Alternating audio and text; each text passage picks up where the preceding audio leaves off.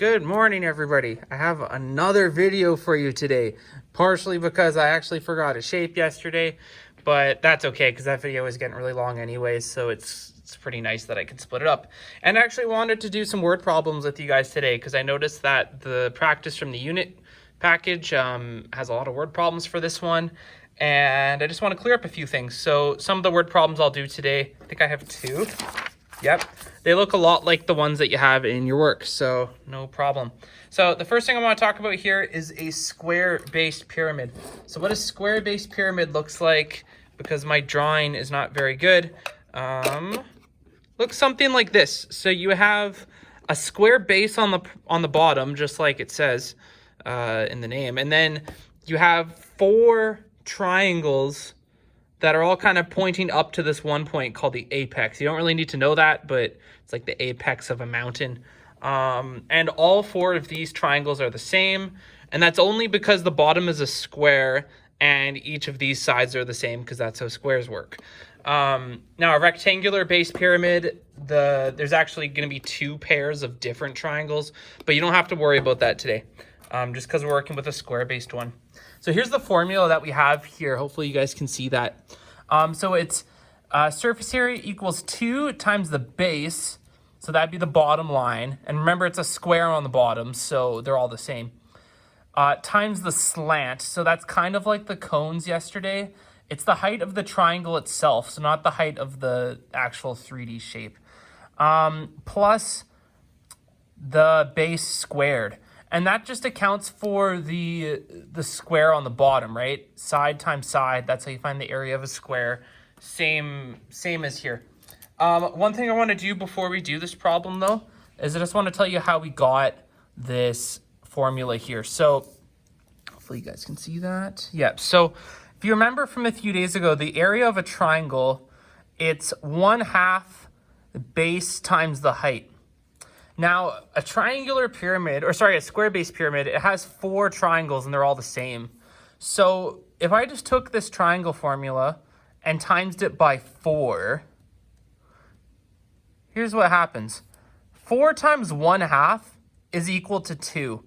So I could just simplify this here to 2 times base times the height. And then there you go. That's exactly what we have. That's how you find the area of four triangles that are all the same. So yeah, and then like I said, the second part there, that's just for the square that's on the bottom of the shape. So there you go. So I got the first one here. So I have a base of 10 and a slant height of 14.5 centimeters. And all of these are the same.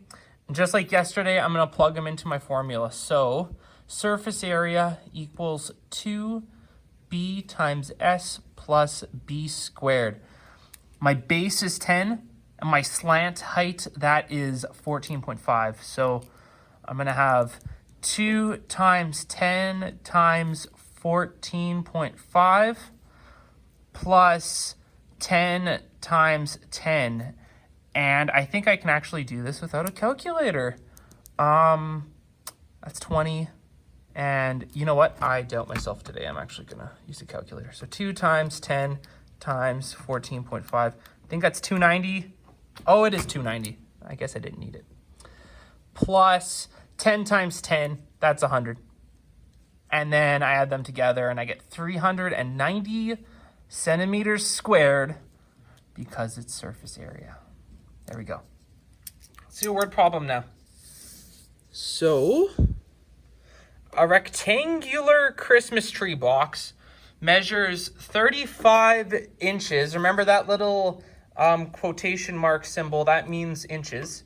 So 35 inches by 40 inches by 8 feet. So don't forget that a rectangular prism will have 3 dimensions. So that's why we have 3 numbers there.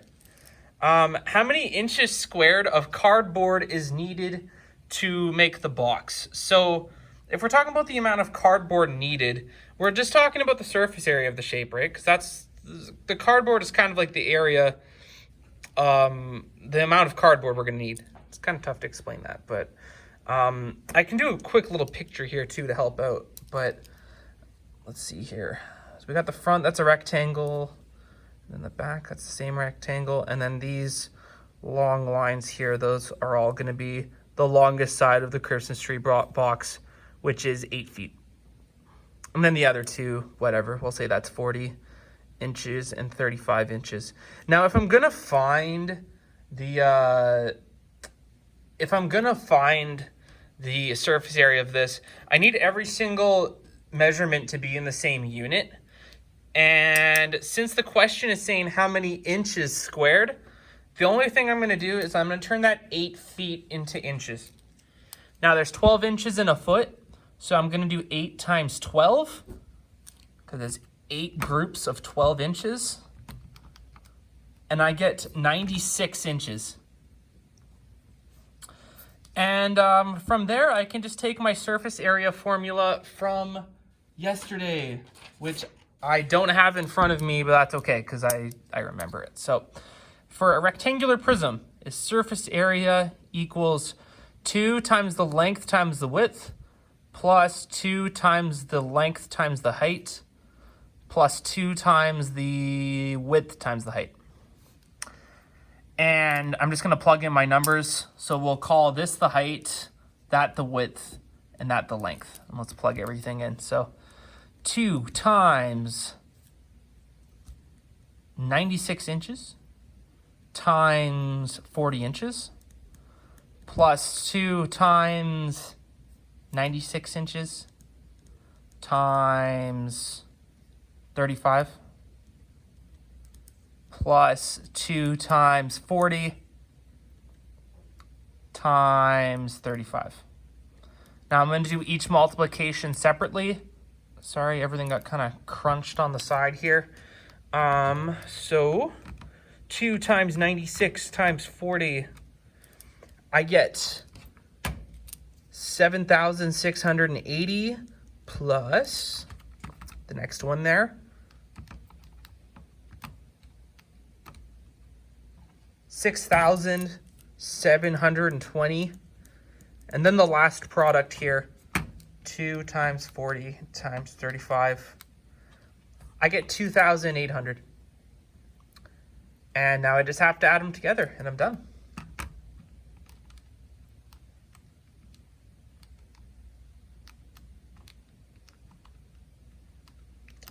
I get 17,200 square inches of cardboard.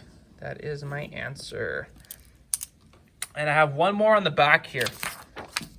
And I noticed you have a very similar question on your work today. So I wanted to do one kind of like this because it's a little bit tricky. So a cylindrical golf ball container.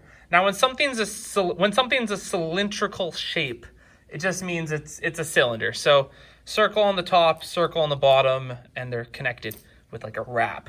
So a cylindrical golf ball container can hold 6 golf balls that each have a diameter of 5 centimeters.